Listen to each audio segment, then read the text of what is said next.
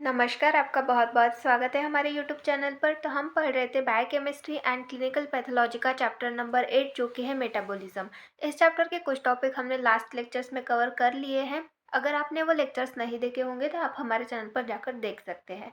तो आज के इस लेक्चर में हम पढ़ने वाले हैं disease related to abnormal metabolism of lipids. तो अगर लिपिड का मेटाबॉलिज्म एबनॉर्मल तरीके से हुआ, एबनॉर्मल हुआ, तो उससे रिलेटेड कौन कौन सी डिसीज़ कंडीशन हमें हो सकती है उनके बारे में देखेंगे। तो यहाँ पर हम डिसीज़ेस के बारे में देखेंगे। तो सबसे पहला डिसीज़ है कीटो एसिडोसिस। तो कीटो एसिडोसिस मतलब क्या होता है? ये लिपिड मेटाबॉलिज्म से रिलेटेड डिसऑर्डर है, तो इसके बारे में देखेंगे। The concentration of ketone bodies in blood is maintain at about 1 mg/dl। तो हमारे ब्लड में जो कंसंट्रेशन होता है कीटोन बॉडीज़ का वो कितना होता है?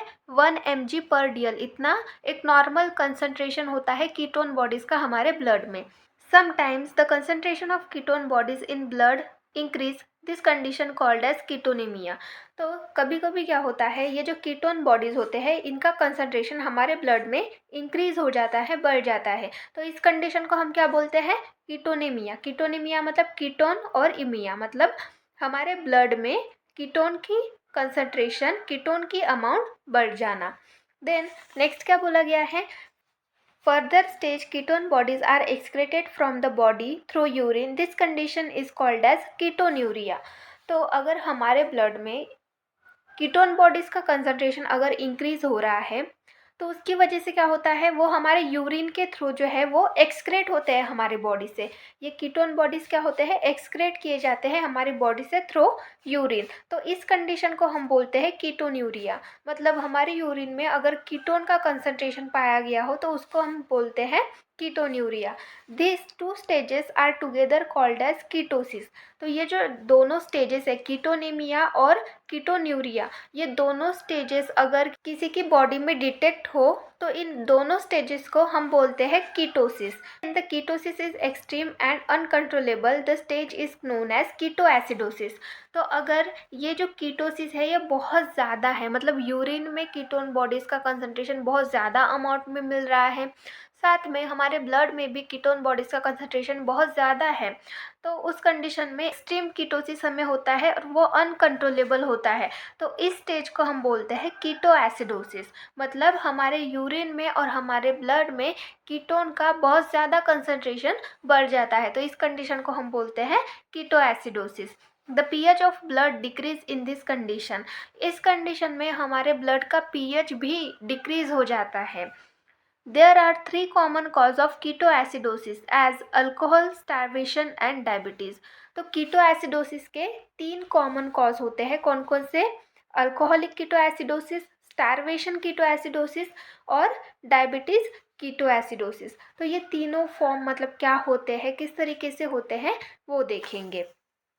सबसे पहले हम यहाँ पर अल्कोहल कीटोएसिडोसिस के बारे में देखेंगे। In this condition food intake become less due to vomiting which result in decrease glycogen store and insulin level and increase and glucagon level. तो यहाँ पर क्या होता है, इस कंडीशन में क्या होता है, जो हमारा फूड इनटेक है वो कम हो जाता है। किसकी वजह से? वोमिटिंग की वजह से। जब ये कंडीशन ऑकर होती है तो इसकी वजह से क्या होता है, बहुत ज़्यादा वोमिटिंग होने लगती है, जिसकी वजह से हमारा फूड इनटेक करना वो कम हो जाता है, जिसकी वजह से हमारी बॉडी में जो ग्लाइकोजन का स्टोर है वो कम होने लगता है। ग्लाइकोजन का जो कंसंट्रेशन है वो कम होने लगता है, साथ में इंसुलिन की लेवल भी कम होने लगती है और जो ग्लूकागॉन है उसकी लेवल बढ़ जाती है, इंक्रीज हो जाती है।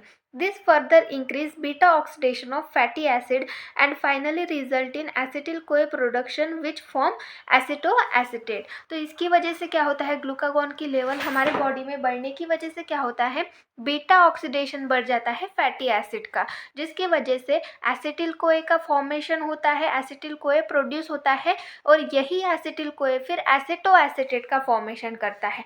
एसिटोएसिटेट ये क्या है? ये कीटोन कंपाउंड है। तो एसिटोएसिटेट इस तरीके से इस कंडीशन में फॉर्म होता है। तो इस तरीके से ये हो गया अल्कोहल कीटोएसिडोसिस। देन नेक्स्ट हम देखेंगे डायबिटिक कीटोएसिडोसिस के बारे में। डायबिटिक कीटोएसिडोसिस मतलब क्या होता है?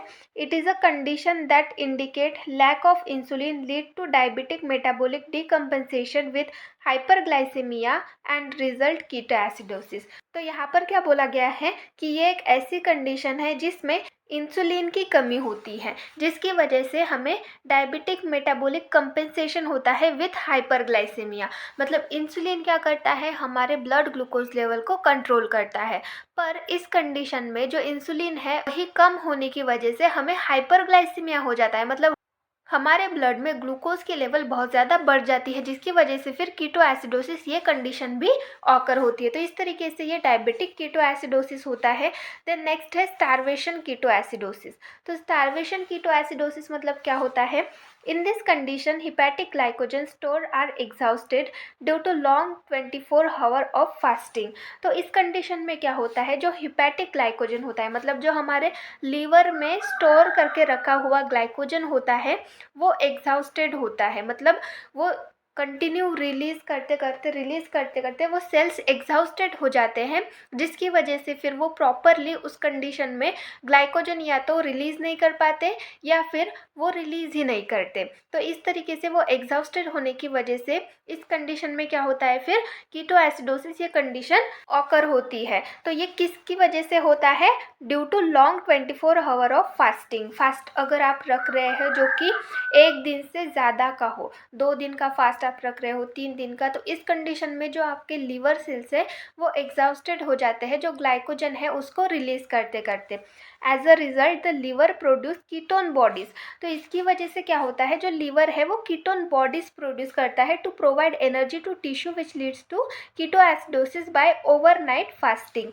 तो इस कंडीशन में क्या होता है, जो हमारे हेपेटिक ग्लूकोज है वो रिलीज करते करते सेल्स एग्जॉस्टेड होने की वजह से हमारा लीवर क्या करता है, वो कीटोन बॉडीज़ को प्रोड्यूस करने लगता है, ताकि कीटोन बॉडीज़ के थ्रू हमें एनर्जी मिल सके, हमारे टिश्यूज़ को एनर्जी मिल सके। पर कीटोन बॉडी ज़्यादा रिलीज होने की वजह से फिर हमें कीटोएसिडोसिस ये कंडीशन हो जाती है, और उसी को हम बोलते हैं फिर स्टार्वेशन कीटोएसिडोसिस। तो ये इस तरीके से होता है, इस तरीके से ऑकर होता है। देन नेक्स्ट हम देखेंगे फैटी लीवर के बारे में। ये भी एक लिपिड मेटाबॉलिज्म से रिलेटेड डिसऑर्डर है।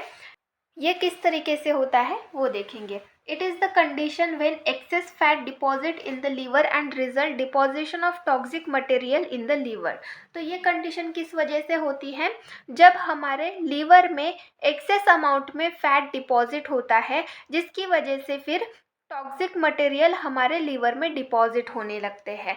तो फैटी लीवर में क्या होता है, फैट डिपॉजिट होता है हमारे लीवर में, जिसकी वजह से फिर टॉक्सिक मटेरियल भी वहाँ पर डिपॉजिट होने लगते हैं, जमा होने लगते हैं। This condition is also known as hepatic steatosis. तो इस कंडीशन को हिपैटिक स्टीटोसिस भी कहा जाता है। In this condition weight of liver increase about 10% and cause inflammation. इस कंडीशन में फैटी लीवर में जो लीवर का वेट है वो 10% से बढ़ जाता है। जो नॉर्मल वेट होता है लीवर का उससे 10% ज़्यादा बढ़ जाता है लीवर का वेट, और साथ में इन्फ्लामेशन भी होती है लीवर में।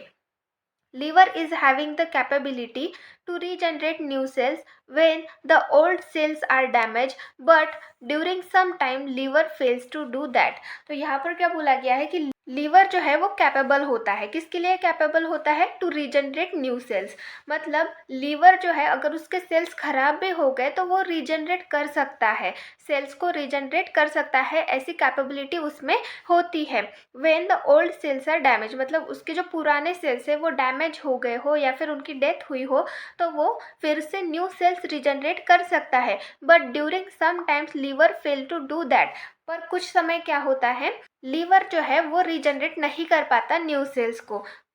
सच condition known as liver cirrhosis. तो ऐसे कंडीशन को हम लीवर सिरोसिस कहते हैं। जब हमारा लीवर कैपेबल नहीं होता न्यू सेल्स रीजनरेट करने के लिए, तो उस कंडीशन को हम क्या बोलते हैं? Liver cirrhosis. देन नेक्स्ट हम देखेंगे the most common cause of fatty liver is alcoholism and heavy drinking. तो जो मोस्ट कॉमन कॉज होता है फैटी लीवर का वो क्या होता है? अल्कोहलिज्म और हेवी ड्रिंकिंग, ये मेन कॉज होते हैं फैटी लीवर ये कंडीशन होने के। देन नेक्स्ट हम देखेंगे हाइपर कोलेस्टेरोलेमिया। तो हाइपर कोलेस्टेरोलेमिया मतलब क्या होता है? आप यहाँ पर देखिए, हाइपर कोलेस्टेरॉल इमिया। तो हाइपर मतलब इंक्रीज, बढ़ जाना, ज़्यादा होना, कोलेस्टेरॉल, कोलेस्टेरॉल ये लिपिड का ही टाइप है, मेन टाइप होता है कोलेस्टेरॉल। और इमिया मतलब ब्लड। तो हमारे ब्लड में कोलेस्टेरॉल का कंसंट्रेशन बढ़ जाना, इंक्रीज हो जाना, उस कंडीशन को हम बोलते हैं हाइपर कोलेस्टेरोलेमिया। तो it is the situation of high level of cholesterol present in the blood. तो ये एक ऐसी सिचुएशन है, इस कंडीशन में हमारे ब्लड में कोलेस्टेरॉल की लेवल बहुत ज़्यादा बढ़ जाती है। People with hypercholesterolaemia have high risk of coronary artery disease. तो जिनको हाइपर कोलेस्टेरोलेमिया होता है उनको रिस्क होता है किस चीज़ का, कि उनको कोरोनरी आर्टरी डिसीज़ हो सकता है। कोरोनरी आर्टरी डिसीज़ क्यों? कोरोनरी आर्टरी ये ऐसी आर्टरी है जो कि हमारे हार्ट के मसल्स को ब्लड पहुंचाती है, ऑक्सीजनेटेड ब्लड हमारे हार्ट के मसल्स को पहुंचाती है। पर ये जो कोलेस्ट्रॉल है ये उन आर्टरी की वॉल पे डिपॉजिट हो जाता है और उनको नैरो कर देता है, जिसकी वजह से ब्लड प्रॉपरली हार्ट मसल्स तक नहीं पहुंच पाता, जिसकी वजह से फिर ये कोरोनरी आर्टरी डिसीज़ ये कंडीशन ऑकर होती है। इसीलिए यहाँ पर बोला गया है कि जिन पर्सन में हाइपर कोलेस्टेरोलेमिया ये कंडीशन होती है उनमें रिस्क होता है, उनमें हाई रिस्क होता है कोरोनरी आर्टरी डिसीज होने का। It is controlled by dietary intake of polyunsaturated fatty acid that reduce the plasma cholesterol level। तो हाइपर कोलेस्टेरोलेमिया ये कंडीशन कंट्रोल की जा सकती है किसके through? By dietary intake of polyunsaturated fatty acid. तो पॉलीअनसैचुरेटेड फैटी एसिड का intake करके ये कंडीशन कंट्रोल की जा सकती है। ये जो पॉलीअनसैचुरेटेड फैटी एसिड है ये प्लाज्मा कोलेस्ट्रॉल लेवल जो है वो रिड्यूस करते हैं, हमारे प्लाज्मा में जो कोलेस्ट्रॉल की लेवल होती है उसको कम कर देते हैं। Plant sterol such as sitostanol ester reduce the plasma cholesterol level. तो प्लांट स्टेरॉल होते हैं जैसे कि सीटोस्टेनॉल हो गया, सीटोस्टेनॉल ईस्टर जो है वो प्लाज्मा कोलेस्ट्रॉल लेवल को रिड्यूस करता है, कम करता है। द नेक्स्ट है fibres in vegetables also decrease the cholesterol absorption. तो जो वेजिटेबल्स में फाइबर्स प्रेजेंट होते हैं वो कोलेस्ट्रॉल का एब्जॉर्प्शन ही डिक्रीज कर देते हैं। तो इस तरीके से वे वेजिटेबल्स हो गए या फिर प्लांट स्टेरॉल्स हो गए या फिर पॉली अनसैचुरेटेड फैटी एसिड हो गए, ये इस कंडीशन को कंट्रोल करने के लिए हेल्प करते हैं। तो इस तरीके से ये कुछ डिसीजेस हमने यहाँ पर देखे जो कि लिपिड मेटाबॉलिज्म से रिलेटेड है। तो यहाँ पर हमने ये जो पूरा टॉपिक था मेटाबॉलिज्म ऑफ लिपिड्स ये पूरा कंप्लीट कर लिया है। तो आज के लेक्चर में बस इतना ही। नेक्स्ट लेक्चर में हम नेक्स्ट टॉपिक स्टार्ट करेंगे जो कि है metabolism of amino acid. Next lecture में हम अमाइनो एसिड के मेटाबॉलिज्म के बारे में स्टार्ट करेंगे। तो आज के लेक्चर में बस इतना ही। Thank you.